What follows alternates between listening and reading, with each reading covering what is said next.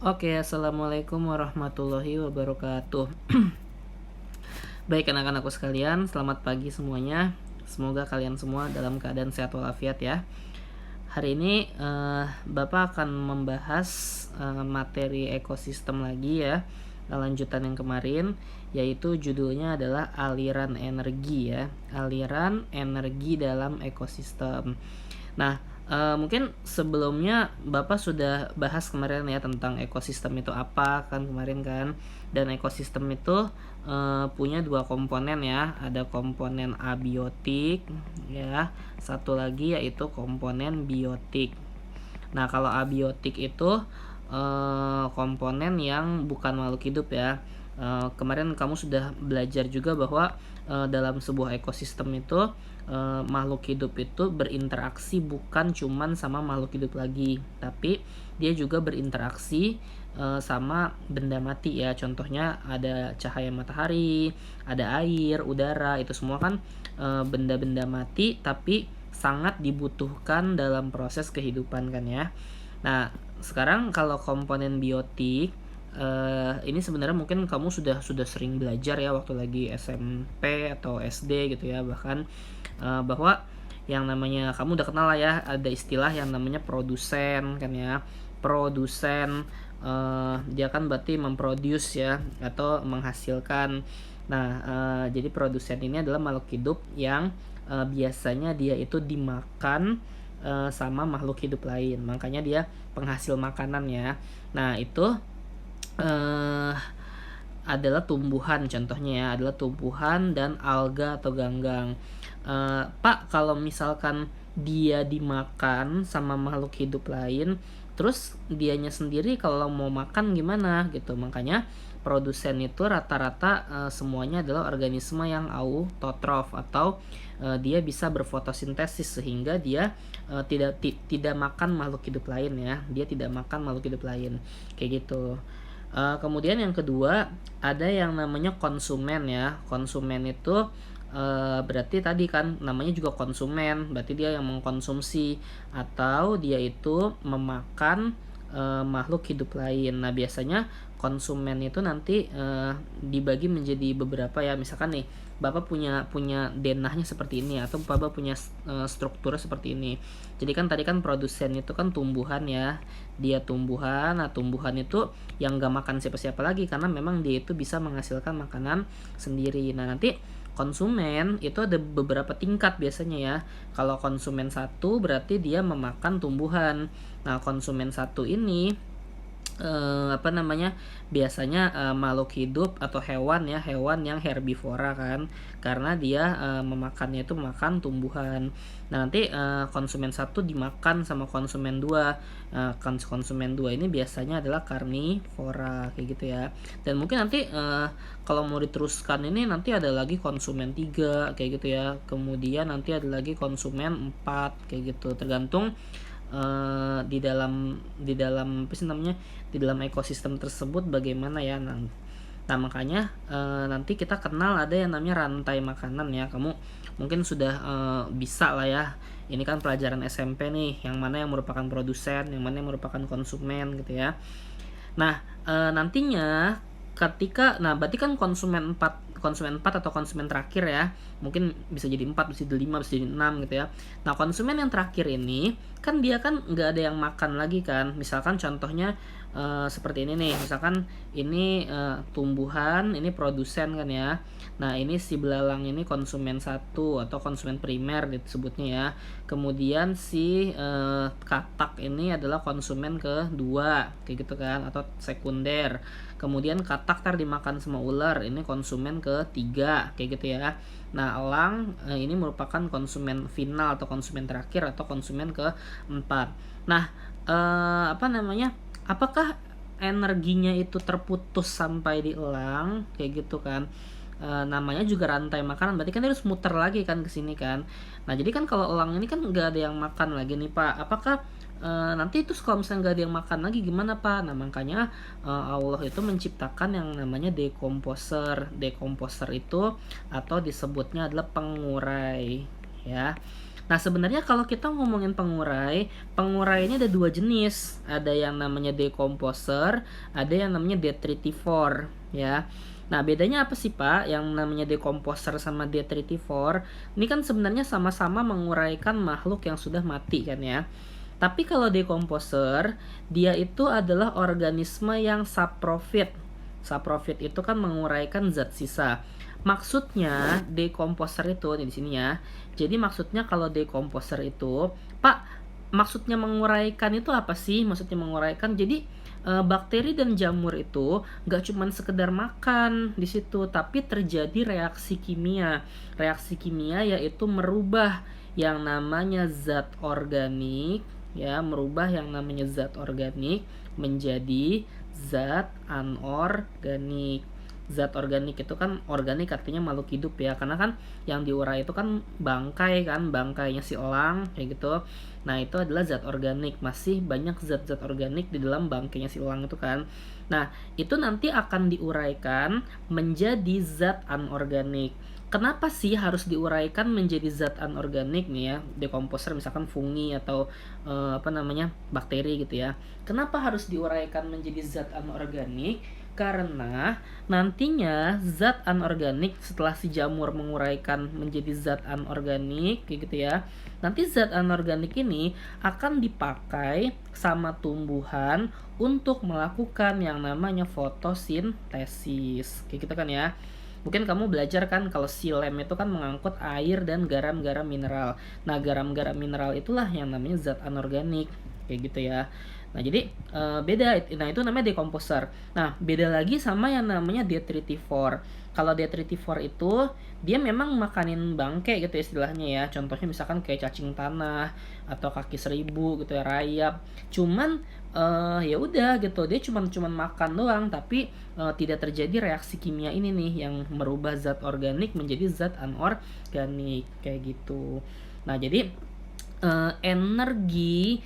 energi dalam bentuk makanan ya, energi dalam bentuk makanan itu harus terus mengalir ya, dari mulai produsen dimakan sama konsumen 1, dimakan konsumen 2, mengalir ke konsumen 3, mengalir ke konsumen 4.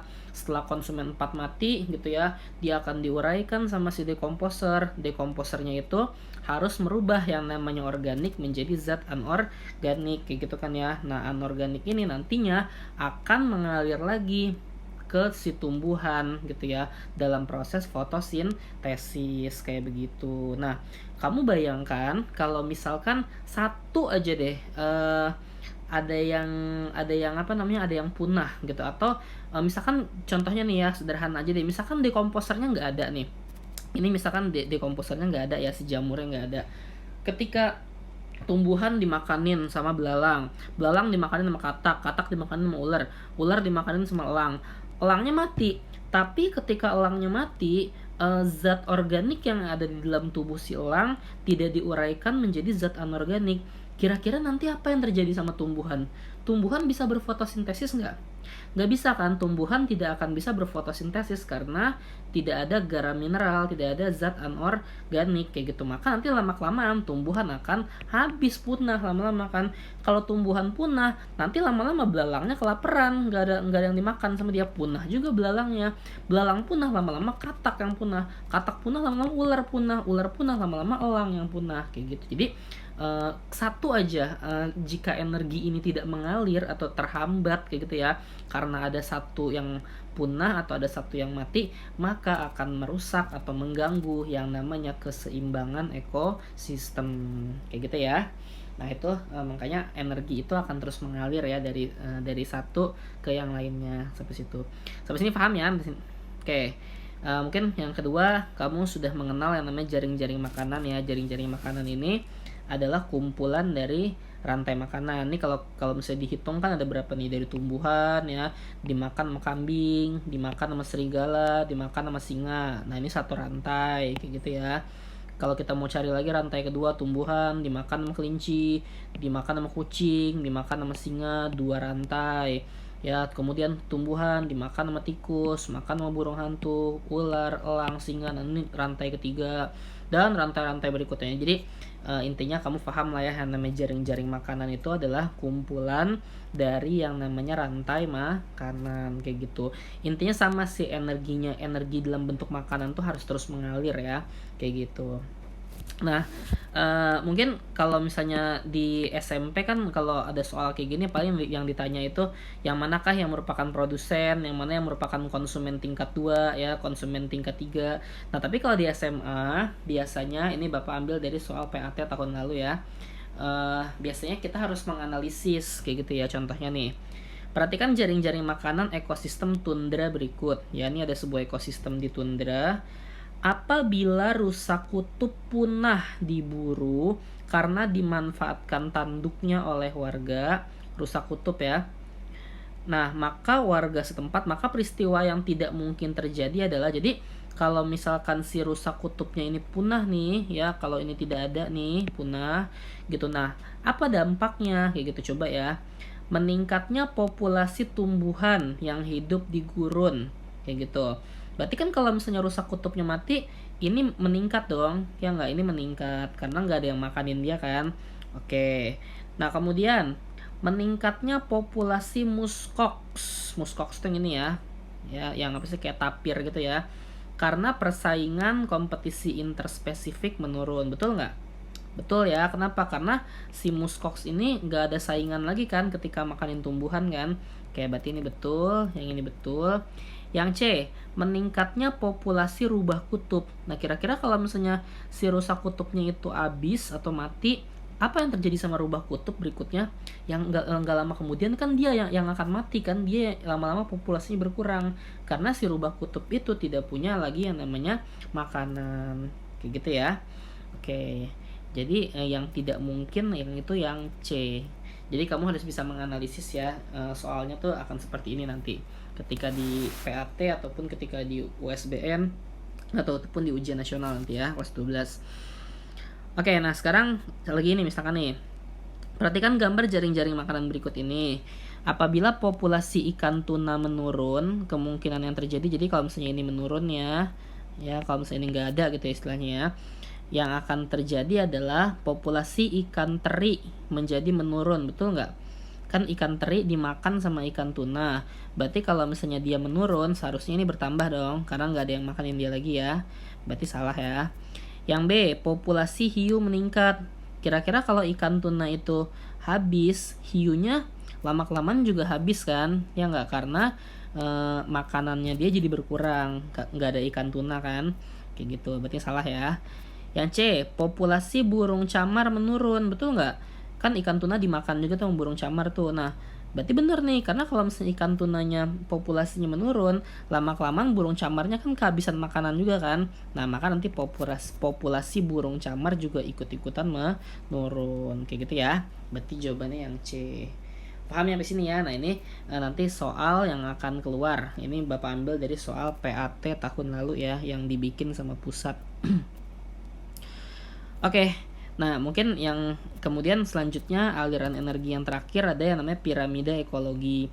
Piramida ekologi ini sebenarnya menunjukkan susunan tingkatan gitu ya, tingkatan dari, sebenarnya ini rantai makanan tapi dibikin kayak piramida gitu ya.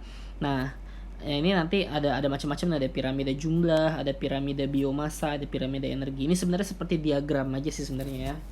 Nah, mungkin nanti ada istilah yang perlu kamu tahu, bahwa ada yang namanya tingkatan trofik ya. Trofik 1, trofik 2, trofik 3, dan trofik 4. Trofik 1 itu selalu produsen ya. Trofik 1, Bapak ulang sekali lagi nih. Trofik 1 selalu produsen. Nah, trofik 2 baru nanti deh, ini konsumen 1, yang ini konsumen 2, yang ini konsumen 3, kayak gitu ya. Jadi kalau misalkan nanti Bapak di ulangan minta kamu, coba kamu gambarkan piramida ekologi 5 trofik. ya. Kamu suruh gambarkan piramida ekologi 5 trofik. Ingat bahwa trofik yang pertama itu selalu yang namanya produsen, ya. Baru nanti dia trofik kedua konsumen 1, konsumen 2, konsumen 3, dan konsumen 4. Kayak gitu ya. Nah, sekarang maksudnya apa sih pasti kok dibikin piramida gini? Coba deh kamu lihat deh. Semakin ke atas kan dia semakin mengecil kan? Ya nggak? Semakin ke atas dia semakin mengecil. Nah, artinya apa? Di dunia ini, ya di dunia ini konsumen semakin ke atas, semakin tingkatan trofiknya semakin tinggi, itu akan semakin dikit jumlahnya. Jadi misalkan nih ya, burung elang makan yang namanya kodok misalkan ya. Nah, kira-kira dalam sebulan satu burung elang misalkan membutuhkan 5 kodok kayak gitu. Berarti kan secara logika ya, jumlah dari si burung elang itu harus lebih sedikit dari jumlah si kodok kayak gitu ya, atau si katak ya. Kayak gitu. Nah, nanti misalkan katak makanin lagi yang namanya belalang kayak gitu. Dalam 1 bulan katak harus makan 10 belalang misalkan. Berarti logikanya jumlah si katak harus lebih sedikit daripada jumlah si belalang kayak gitu ya. Nah, yang paling banyak di dunia ini haruslah jumlah daripada si tumbuhan, karena tumbuhan itu primer ya dia ya, makanan pokok banget buat makhluk hidup lain kayak gitu ya jumlahnya ya. Kayak gitu. Nah, ya udah, berarti kalau misalnya biomasa karena jumlahnya itu semakin ke atas semakin sedikit, maka masanya juga akan semakin sedikit ya, semakin ke atas ya. Semakin ke bawah masanya akan semakin banyak karena tadi jumlahnya semakin ke atas semakin sedikit, semakin ke bawah jumlahnya akan semakin banyak. Begitupun juga dengan energinya. Kalau misalnya semakin ke atas jumlahnya makin sedikit, maka energi itu semakin ke atas akan semakin berkurang kayak gitu ya. Oke. Nah, contoh soalnya lagi nih. Perhatikan piramida ekologi berikut. Pernyataan yang benar mengenai piramida ekologi tersebut adalah tumbuhan menempati tingkat trofik keempat. Betul apa enggak? Salah ya, karena yang namanya tumbuhan itu selalu dia itu trofik pertama kayak gitu ya. Oke, kemudian yang kedua, burung elang memiliki energi paling besar. Ingat ya, tadi semakin ke atas itu energi akan semakin mengecil. Jadi semakin ke atas energi akan semakin kecil. Jadi kalau dia paling besar salah ya. Yang C, energi ular lebih kecil dibandingkan dengan energi kelinci. Betul apa enggak? Betul ya, karena kan tadi kan semakin ke atas semakin kecil energinya. Berarti energi si ular itu harus lebih kecil dibandingkan dengan energi kelinci. Berarti jawabannya yang C ya. Kayak gitu. Oke, kita lanjutkan. Nah, nomor 28. Pada ekosistem padang rumput terdapat beberapa populasi makhluk hidup yang saling berinteraksi, yaitu rumput, tikus, ular, dan burung elang. Jika masing-masing tingkatan trofik ditimbang beratnya, maka sistem plotting manakah arsiran pada piramida energi berikut yang menggambarkan populasi rumput. Nah, kan yang ya kan kalau Bapak urutin kan gini ya, rumput ya kan, kemudian dimakan sama tikus ya, kemudian dimakan sama ular, dan dimakan sama burung elang. Jadi kalau Bapak bikin piramida ya, seharusnya rumput itu arsirannya yang paling bawah. Berarti yang A ya jawabannya ya. Kayak gitu. Oke. Paham ya sampai sini ya. Ini tentang aliran energi, ada apa sih namanya, rantai makanan, jaring-jaring makanan, dan piramida ekologi atau piramida makanan ya. Ini Bapak tidak banyak bahas ini karena kan sebenarnya ini materi SMP ya.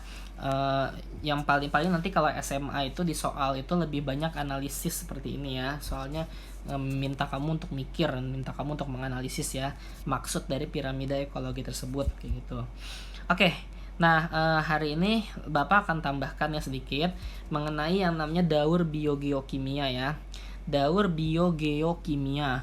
Pak, banyak banget Pak itu Pak pelajarannya. Iya, karena memang kenapa namanya daur biogeokimia? Karena di materi ini kita benar-benar akan mempelajari satu ya siklus senyawa secara biologis ya, berarti nanti dia itu melibatkan yang namanya makhluk hidup ya. Kemudian akan mempelajarinya juga secara geologis ya. Nah, nantinya kita juga akan melibatkan peristiwa-peristiwa alam yang pernah kamu pelajari di kalau SMP ada pelajaran IPS geografi ya, kayak gitu.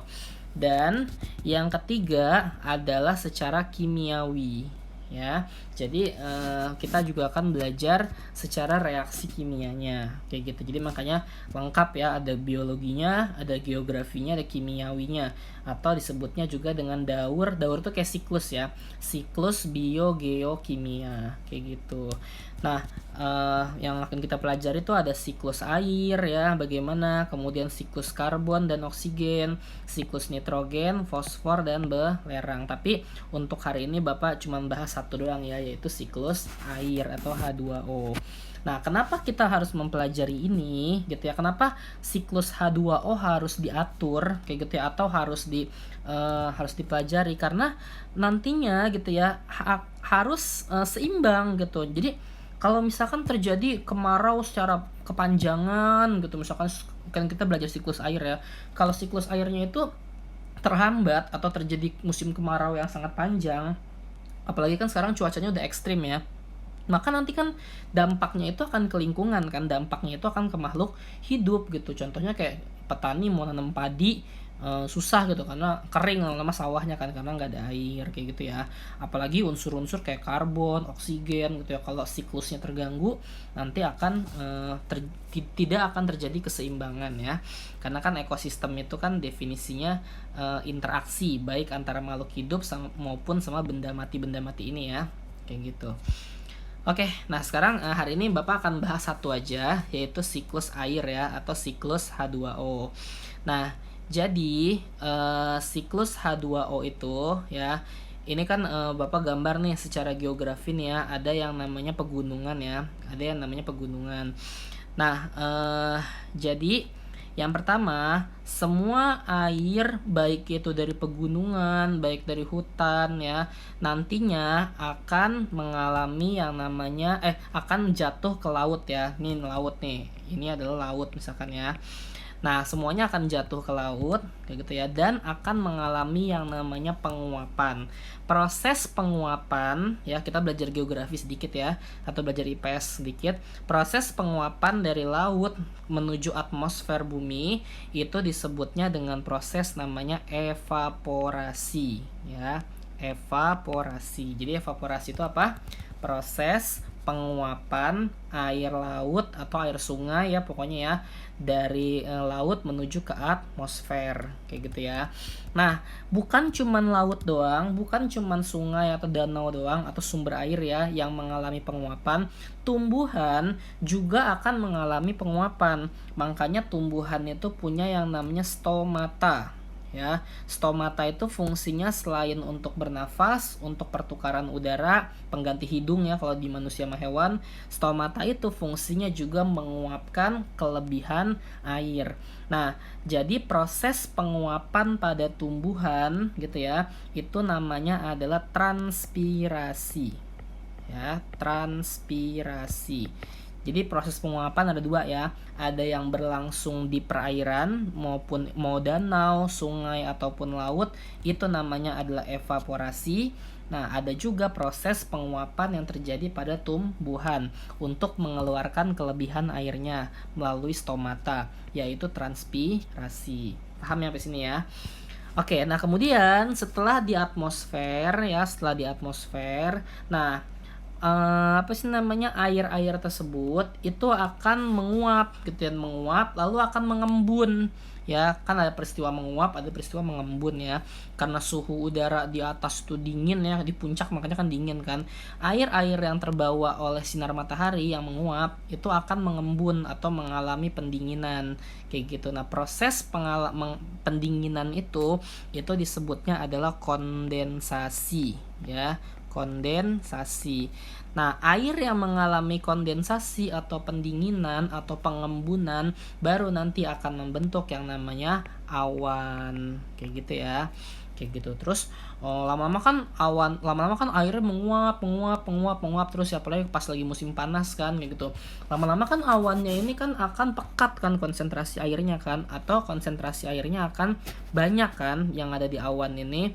Nah, nantinya awan ini kalau misalkan sudah terlalu pekat atau sudah terlalu banyak konsentrasi airnya, nah baru deh kita kenal namanya mendung ya kan. Nah, kalau misalnya sudah nggak bisa lagi ditampung sama awan gitu ya di atmosfer, maka nanti air ini akan turun berupa hujan. Proses hujan ini namanya adalah presipitasi ya, presipitasi atau proses turunnya hujan kayak gitu ya. Nah, oke deh, nanti pada akhirnya airnya gitu ya dari evaporasi, dari transpirasi gitu ya ke hujan, nanti akan turun lagi ke bumi, sebagian air akan mengalir gitu ya sampai ke laut, sampai ke sungai, sebagian lagi airnya akan diserap di dalam tanah. Nah, makanya kamu kenal ada yang namanya air tanah ya, atau air sanyo gitu ya, atau air jet pump kayak gitu istilahnya ya. Itu kan ngambil air dari tanah kan, dibutuhkan juga nih sama akar tumbuhan ya untuk diserap gitu. Proses penyerapan air oleh tanah itu namanya adalah infiltrasi kayak gitu. Nanti lama-kelamaan nih gitu ya, air-air ini akan menguap lagi ke udara, akan mengalami evaporasi lagi, akan mengalami transpirasi lagi, sehingga membentuk suatu siklus yang disebut dengan siklus air atau siklus H2O. Paham ya di sini ya? Kayak gitu. Jadi ada evaporasi, yaitu penguapan oleh sumber air, transpirasi, penguapan oleh tanaman, sampai atas mengalami kondensasi, ya pendinginan atau pengembunan, membentuk awan. Nanti kalau awannya sudah tinggi kadar airnya atau konsentrasi airnya, maka akan turun berupa hujan, namanya prosesnya presipitasi.